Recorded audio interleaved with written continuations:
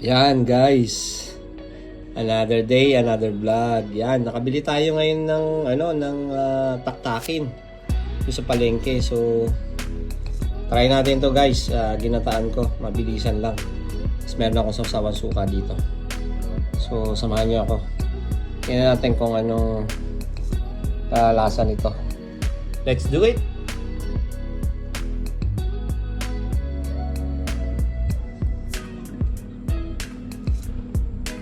Yan, thank you Lord. So, yes. Tawag nito sa amin ay taktakin. Yung ganitong shell. Kaya ang ginagawa nito, tinataktak lang to. Na ganun. Kaya lang mukhang yun. Wala. Yung cover lang. So, meron tayong pansungkit dito. So, yan.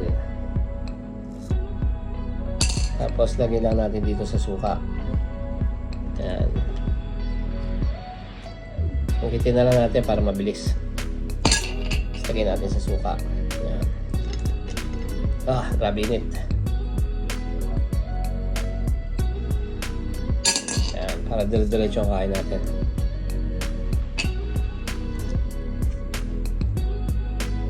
Sana naluto siya.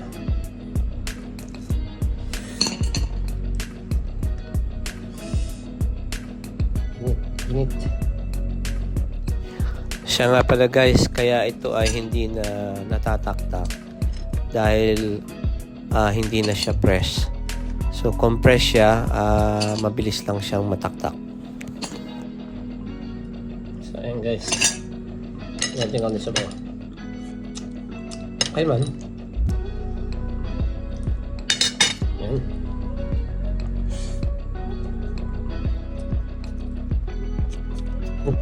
Ano saan po?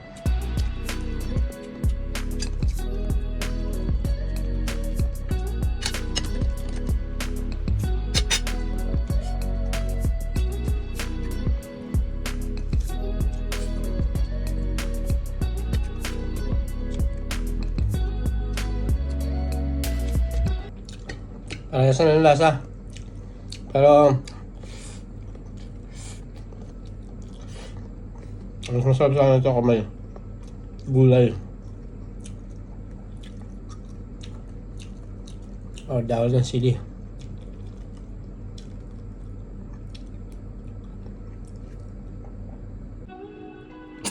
At dami natin susukitin yan.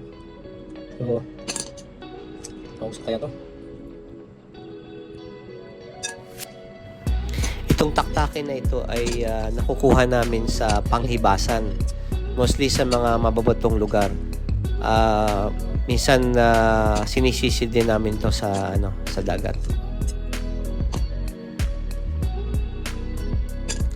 Guys, iba-iba ang pangalan nito. Depende kung saang lugar kayo nakatira. Guys, comment lang down below kung ano ang tawag or pangalan sa lugar ninyo.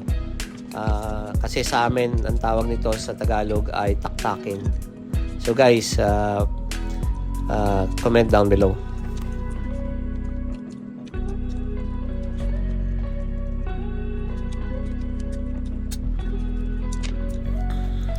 Thank you again guys for your watching, and I hope I give you an experience or idea on this kind of seafoods, and see you again on my next vlog.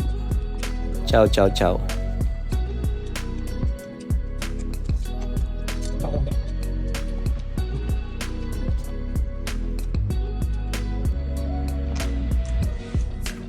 Guys, okay na ako.